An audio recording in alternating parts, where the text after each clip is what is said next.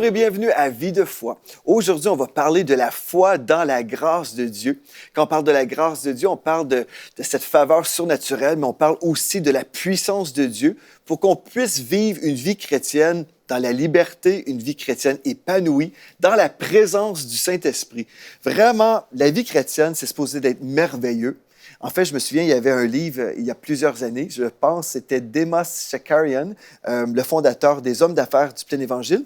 Il avait écrit un livre qui parlait des personnes les plus heureuses sur la terre. Et ce livre, en fait, parlait du baptême du Saint-Esprit et ceux qui avaient reçu le baptême du Saint-Esprit. Et véritablement, la Bible nous dit, quand on tourne les regards vers le Seigneur, nous sommes rayonnants de joie.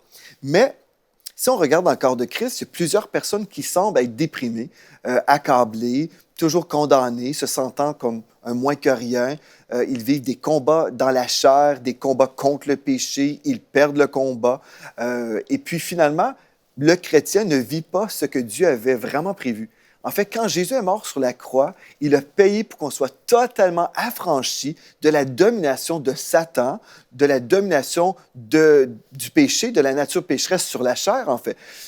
Non, on est supposé d'être saint, irréprochable, on est supposé être dans la joie, béni, dans l'onction du Saint-Esprit. C'est le cœur de Dieu pour nous. Si Jésus a payé le prix pour nous pardonner de tous nos péchés, il ne voulait pas que cette nature pécheresse domine sur nous. Au contraire, il voulait que notre esprit domine sur la nature pécheresse. Et vraiment, c'est le cœur de Dieu pour nous.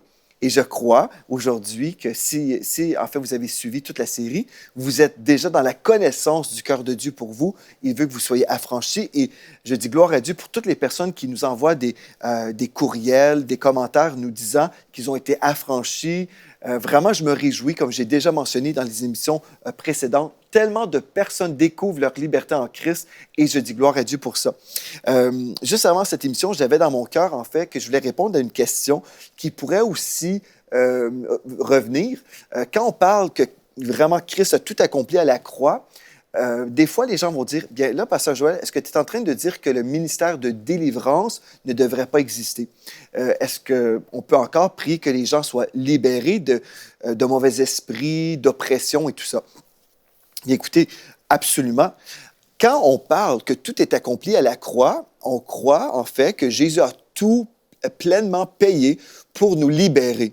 Ceci dit, on croit également dans la manifestation de cette délivrance. On croit dans la manifestation de ce que Jésus a déjà acheté pour nous.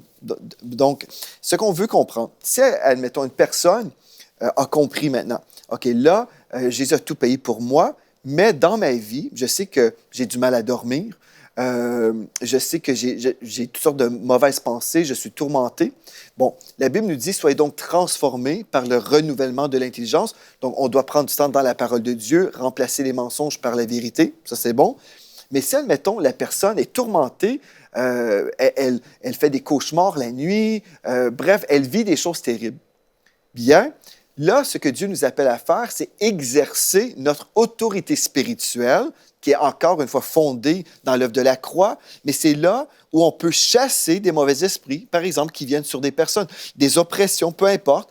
On va exercer notre autorité, mais sachant que c'est Christ qui nous a déjà donné l'autorité. Ce n'est pas parce que je fais quelque chose pour me consacrer, en fait, qui va acheter cette puissance.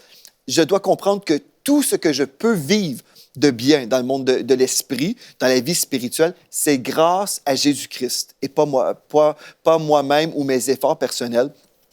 Je peux faire plusieurs efforts, mais si ma foi est en moi-même, bien, je n'aurai pas de fruit. OK? Donc, ça, c'est une chose importante. Donc, en fait, j'ai fait toute une série sur la délivrance. La série s'appelle « Comment exercer le ministère de délivrance ».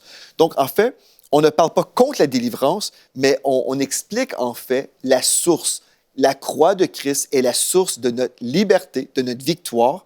Amen. Et là, quand on a compris ça, que c'est déjà à nous, là, on peut vraiment utiliser cette autorité pour imposer la volonté de Dieu dans des situations différentes. J'espère que ça vous aide à comprendre. J'avais vraiment à cœur de répondre à cette question-là parce que j'ai pensé que plusieurs personnes pourraient aussi se poser cette même question. Donc, hier, On va juste faire un rappel très rapide. On a vu en fait hier qu'on pouvait être libéré du péché. Aujourd'hui, on va parler de la foi dans la grâce de Dieu pour notre vie chrétienne. Mais je vais juste revenir sur un texte qu'on a lu hier, Colossiens chapitre 1, verset 12. Nous lisons « Rendons grâce au Père qui vous a rendu capable d'avoir part à l'héritage des saints dans la lumière, qui nous a délivrés de la puissance des ténèbres. » Donc, nous avons été délivrés par Christ à la croix il y a 2000 ans et le peuple de Dieu dit Amen. On a vu également qu'on était composé en 3 dimensions, donc l'esprit, l'âme et le corps dans 1 Thessaloniciens chapitre 5, verset 23. Et on a vu que ce texte nous parlait de sanctification également. Donc, le début du verset nous dit que le Dieu de paix vous sanctifie lui-même tout entier et que tout votre être, l'esprit, l'âme et le corps soient conservés irrépréhensibles lors de l'avènement de notre Seigneur Jésus-Christ. Donc, on comprend qu'il y a une question ici de sanctification de toute notre personne qui implique notre esprit, qui nous sommes vraiment, notre âme, notre pensée, notre volonté et nos émotions et notre corps. Là, on a vu qu'on pouvait être sanctifié dans notre esprit. On a vu plusieurs versets là-dessus. On a compris également que notre esprit était protégé, en fait, des impuretés de notre âme ou de notre corps, par exemple. Et je vais juste réillustrer pour ceux qui ont manqué l'émission d'hier. Donc, j'ai pris une poupée de mes filles et puis je l'ai mis dans un petit sac ici, scellé, ici, qui représente le sceau du Saint-Esprit. Évidemment, c'est vraiment plus glorieux dans le monde de l'esprit, mais c'était pour vous aider à comprendre, en fait, ce qu'on vit dans la dimension spirituelle. C'était très important. J'ai expliqué, en fait, à partir de Éphésiens chapitre 1, verset 13, « En lui, vous aussi, après avoir entendu la parole de la vérité, l'évangile de votre salut, en lui, vous avez cru et vous avez été scellés du Saint-Esprit. » Donc, on a expliqué, par exemple, j'ai illustré ici avec ce petit tissu, ce feutre, okay, qui représente le péché. Le péché vient sur la personne dans le sens que la personne a peut-être commis un péché dans son corps, mais en fait, ici, on parle de la vraie personne, c'est-à-dire l'esprit de la personne n'est jamais atteint. Pourquoi? Parce que l'esprit est scellé. C'est ça qu'on a vu. Ceci dit, ce n'est pas un prétexte pour vivre dans le péché, comme certains ont pu croire. Je sais que, en fait, le message de la grâce a été abusé et c'est pour ça qu'il y a plusieurs personnes qui ont totalement renié le message de la grâce parce qu'ils disent non, les gens se donnent des raisons de commettre le péché et puis on enseigne en fait que les gens peuvent faire n'importe quoi et puis Dieu n'est pas dérangé par tout ça. Donc, l'idée, c'est de vivre dans la sainteté, mais de comprendre, en fait, à partir de cette position de sainteté en Christ, puisque le Saint-Esprit m'habite, je suis saint, et à partir de cet esprit sanctifié, mon corps est sanctifié et mon âme. Et on a vu un texte important, plusieurs versets importants, en fait, Romains 12, versets 1 et 2, parlant de la sanctification du corps. On a vu dans 3 Jean, verset 2, en fait, il y a un seul chapitre dans 3 Jean. Donc, 3 Jean, chapitre 1, verset 2. « Bien-aimé, je souhaite que tu prospères à tous égards et sois en bonne santé, comme prospère l'état de ton âme. » Donc, l'âme, la pensée, la volonté, les émotions, Dieu veut qu'on puisse être renouvelé dans cette dimension-là et là, qu'on puisse prospérer aussi dans notre corps et être en bonne santé. Mais si dans ma pensée, je pense comme Satan, comme le monde, bien, je vais avoir vraiment beaucoup de difficultés à avancer dans les voies de Dieu. Donc, gloire à Dieu. Et on va poursuivre maintenant dans le message de la grâce, parce que c'est très important qu'on comprenne les dimensions de la grâce pour vivre victorieusement. Hier, on a vu vraiment comment on pouvait être libéré du péché. On a compris, oui, Christ a tout payé pour que je sois libre. Maintenant, dans Éphésiens chapitre 4, au verset 24, nous lisons, en fait, que nous devons revêtir l'homme nouveau, créé selon Dieu, dans une justice et une sainteté que produit la vérité. OK, donc j'entends la vérité. La foi vient de ce qu'on entend et ce qu'on entend vient de la parole de Christ. Christ, c'est la vérité. Jésus a dit, je suis le chemin, la vérité et la vie. Nul ne vient au Père que par moi. Donc j'entends la parole de vérité qui va produire la révélation, en fait, que j'ai besoin d'être sauvé.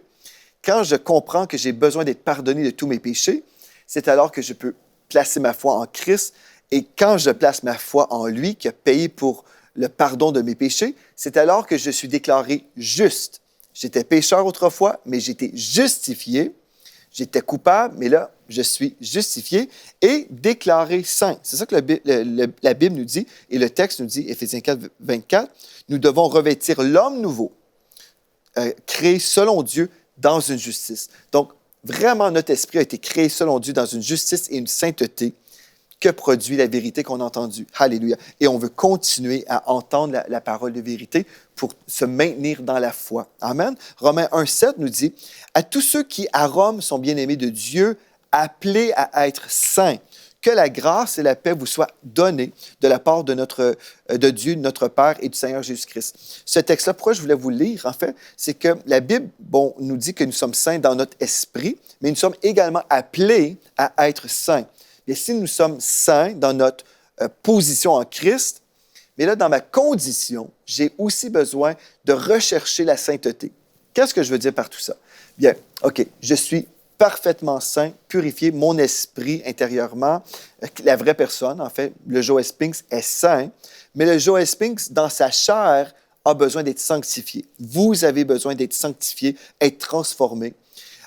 Donc, appelé à être saint dans la vie quotidienne, dans ma vie à la maison, dans ma vie au travail, j'ai besoin d'être transformé de jour en jour. Mais la transformation que je vais vivre dans mon âme va se produire lorsque je m'expose à la parole de Dieu, soit en l'étudiant, en méditant sur la parole, en écoutant des prédications. Comme je me remplis de la parole de Dieu, l'eau de la parole me sanctifie. Amen. Et là, je commence à penser différemment. Comme je pense différemment, là, je commence à être tellement renouvelé que j'ai la pensée de Christ. Et si j'ai la pensée de Christ, je vais pouvoir marcher et vivre comme Christ. C'est-à-dire, là, non seulement mon esprit est parfait, mais là, il y a vraiment un processus dans mon expérience chrétienne, dans mon comportement change et je m'en vais de gloire en gloire. Bon, là où on veut revenir, frères et sœurs, parce que, vous savez, le chrétien religieux, souvent, va mettre l'accent sur le comportement. Quelqu'un arrive à l'Église, OK? Je l'ai vécu chez nous, certainement. Quelqu'un arrive à l'Église, la personne n'est pas vraiment bien vêtue. La personne arrive et puis une jeune fille, pas très bien, modeste. La personne religieuse, tout de suite, va aller vers la personne et lui dire « Écoute, tu arrives à l'Église ici et on doit bien se vêtir à l'Église. Franchement, là, c'est vraiment c'est pas très bien. » C'est une personne religieuse qui va essayer de changer la personne de l'extérieur, à partir de l'extérieur, plutôt que de se concentrer sur vraiment la personne qui est l'esprit. C'est-à-dire que ce qu'on veut faire, en fait, c'est prêcher l'Évangile pour que la personne soit sauvée. Quand la personne va recevoir le miracle de la nouvelle naissance, d'un seul coup, la Bible nous dit que le voile est enlevé et puis là, elle va pouvoir recevoir les choses de l'esprit. Mais ceux qui ne sont pas sauvés, qui ne sont pas nés de nouveau, bien, si on essaie de travailler vers l'extérieur, bien, on risque de ne pas atteindre l'intérieur. On risque de blesser la personne et la personne va se dire, mais j'aime mes vêtements, mais pourquoi tu me déranges? Pourquoi tu viens me gêner avec ces choses-là? Les religieux vont essayer vers l'extérieur pour changer la personne. Et bref, des fois, la religion réussit à un certain degré, à un certain niveau. La personne change un peu, s'adapte, mais elle ne vit pas une transformation dans sa personne.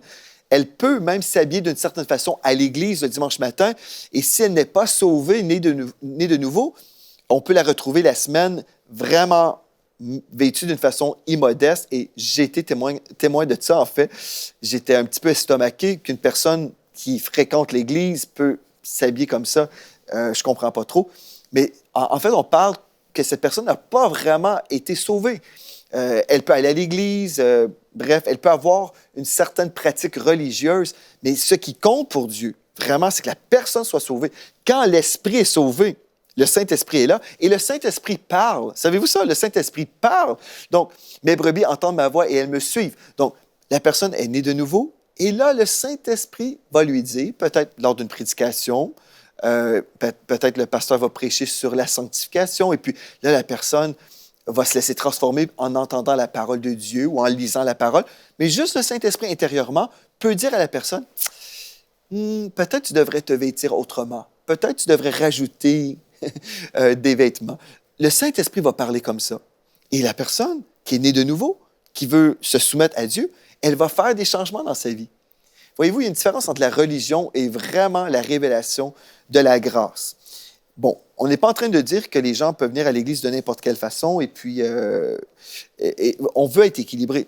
Donc, on veut prêcher le salut et après un certain moment, la personne va changer tout simplement. Si vous voyez zéro changement, peut-être vous devriez prendre la personne à part et vraiment lui prêcher l'Évangile et puis après, vous verrez un résultat. Peut-être que la personne vient pour d'autres motifs, d'autres motivations. Moi, je ne connais pas toutes choses, hein, je ne suis pas Dieu, mais en gros, ce que je veux vous aider à comprendre, c'est que la religion essaie de changer les gens en travaillant sur la forme plutôt que de travailler avec le Saint-Esprit pour prêcher l'Évangile, pour que le cœur soit sauvé. Donc, alléluia pour ça. Donc, si on revient au message de la grâce, on a vu dans Éphésiens chapitre 2, verset 8, cette semaine, on a vu le texte, on va le relire ensemble, que c'est par la grâce que vous êtes sauvés par le moyen de la foi. Et cela ne vient pas de vous, c'est le don de Dieu. Ce n'est point par les œuvres, afin que personne ne se glorifie. Ce texte-là, bon, on le comprend très, très bien. Ce n'est point par les œuvres. Ici, on parle du salut. Hein? On ne peut pas être sauvé par les œuvres en faisant des bonnes choses. Mais plusieurs chrétiens tombent dans le piège. En fait, ils se disent, bien, OK, je n'ai pas été sauvé par les œuvres, mais là, je dois accomplir des œuvres pour demeurer sauvé. Ça, c'est quand on tombe dans le système de la loi après le salut. Mais ce n'est pas par les œuvres que vous êtes sauvés, afin que personne ne se glorifie. Donc, on ne veut jamais se glorifier.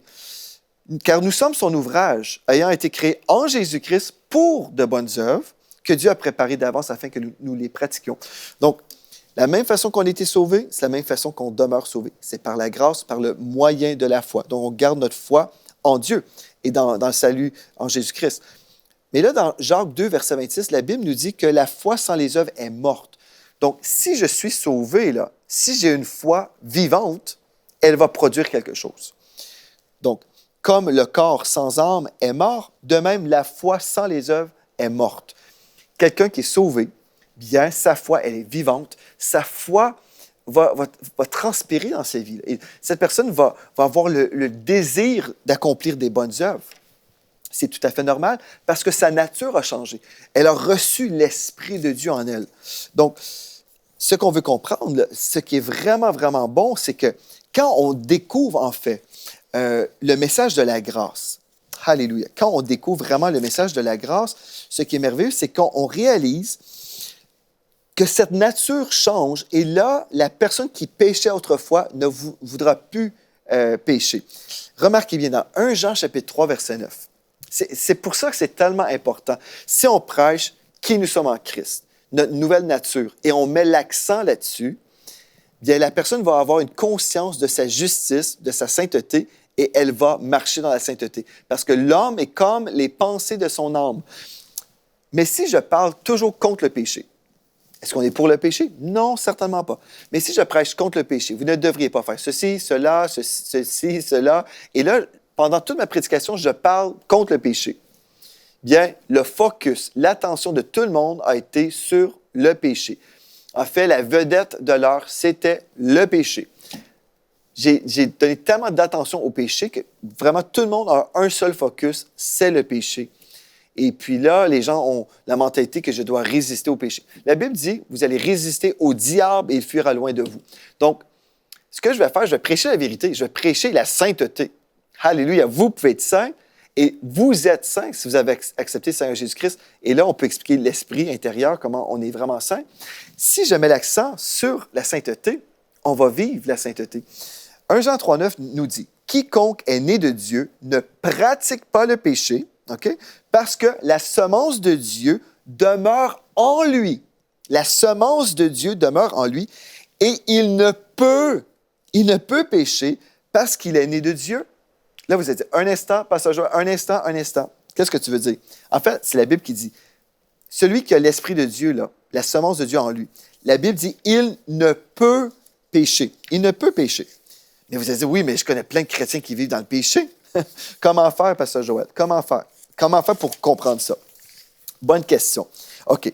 Ceci veut dire, le Joel Spinks, qui a été scellé du Saint-Esprit, celui-là, là, qu'on a vu, que je vais ressortir de ma petite boîte ici, celui-là, il ne peut pas pécher, lui. Non, l'Esprit ne peut pas pécher.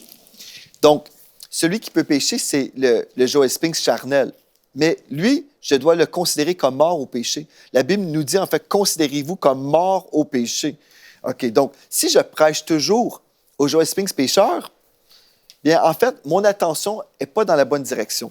Ce que je devrais faire, c'est prêcher à Joel Spinks le saint de l'Éternel. Je devrais prêcher aux saints et leur dire, voici comment vous allez vivre dans la sainteté. À partir de votre esprit, là où règne le Saint-Esprit, bon, la semence de Dieu est en vous, la puissance de Dieu est en vous, vous dominez sur la nature pécheresse.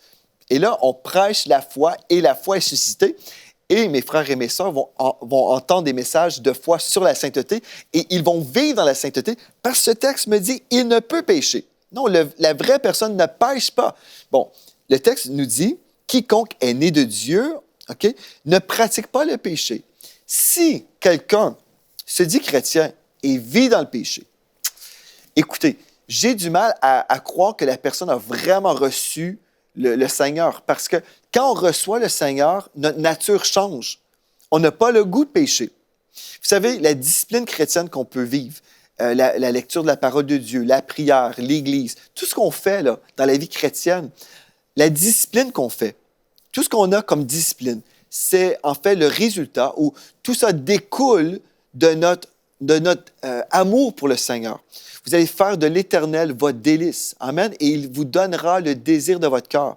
Si je prie, si je lis la parole de Dieu, ce n'est pas parce que je veux être discipliné. Ce n'est pas parce que je sens que je dois le faire. Ce n'est pas par un devoir religieux. C'est par un désir.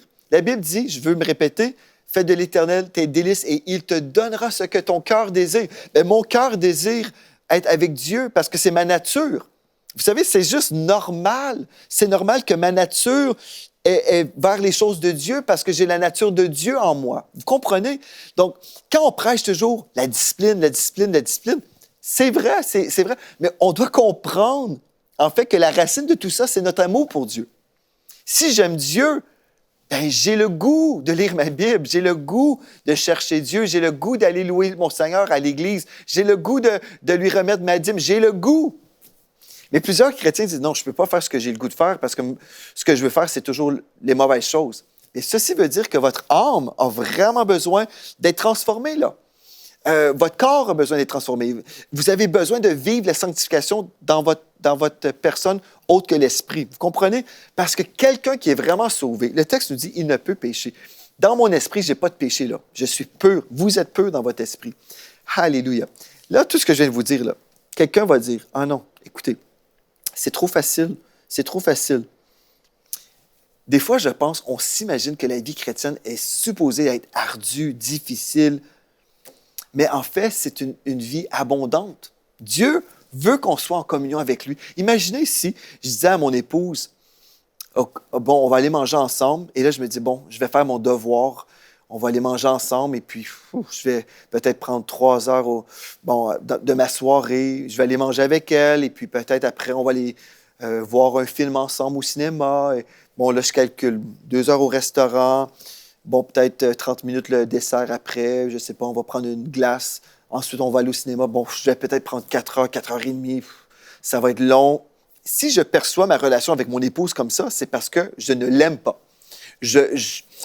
En fait, c'est ça qui se passe dans le monde chrétien. Si je calcule mon temps à l'Église, ma lecture, ça va être long, ça va être dur, ardu, c'est parce que je n'aime pas vraiment Dieu. Si j'aime Dieu, j'ai le goût d'être avec lui. Toute ma nature change. Et là, c'est tellement merveilleux que là, la question s'impose. Écoutez bien, dans Romains chapitre 6, verset 1, « Que dirions-nous donc? Demeurions-nous dans le péché afin que la grâce abonde? Loin de là. Nous qui sommes morts au péché, comment vivrions-nous encore dans le péché? » Le message du salut, c'est par la grâce que vous êtes sauvés, par le moyen de la foi. Cela ne vient pas de vous, c'est un don de Dieu. C'est tellement glorieux que la réponse qu'on devrait avoir, ou si j'entends le message de la grâce que Paul prêchait, je devrais me poser la question, est-ce que ça veut dire que je peux vivre dans le péché, puisque c'est gratuit, puisque c'est une grâce? Vous savez, quand je prêche le vrai message du salut, c'est ça la question qui devrait venir. Ah, mais est-ce que ça veut dire que je peux vivre dans le péché? Si la personne a compris que c'est une grâce, c'est une question qui devrait venir. Et là, on va dire, non, loin de là, loin de là. Mais vous comprenez? Mais si on prêche le salut comme il faut faire ceci, il faut faire cela, il faut faire ceci et faire cela. Là, la personne ne posera jamais la question, bien, à ce moment-là, est-ce que je peux demeurer dans le péché afin que la grâce abonde? Non, parce qu'on n'a pas présenté la grâce. On n'a pas présenté le salut comme étant une grâce et un don. On a plutôt prêché la religion et des obligations. Est-ce que vous comprenez ce que je suis en train de dire? J'espère que oui. Mais c'est normal si la personne se dit, « Ah, wow! Le salut est gratuit, le ciel est gratuit, la puissance de Dieu pour vivre dans la sainteté, cette puissance-là, elle est gratuite. Wow! Et je devrais avoir le goût d'aller à l'Église et faire toutes ces choses-là. » Mais là, c'est tellement gratuit, c'est une grâce. Ce n'est pas une obligation, mais c'est une grâce. Est-ce que ceci veut dire que je devrais pécher pour que cette grâce augmente dans ma vie? Et là, l'apôtre Paul a dit, non, non, non, non, pas du tout. Donc, c'est en fait la révélation que la personne a vraiment compris que c'était gratuit, que c'était une grâce. J'espère que vous suivez ce que je suis en train de dire, je l'espère. Mais ce qui est merveilleux, frères et sœurs, alléluia, la vie chrétienne commence dans la grâce et elle devrait se vivre tous les jours dans la grâce. Tous les jours.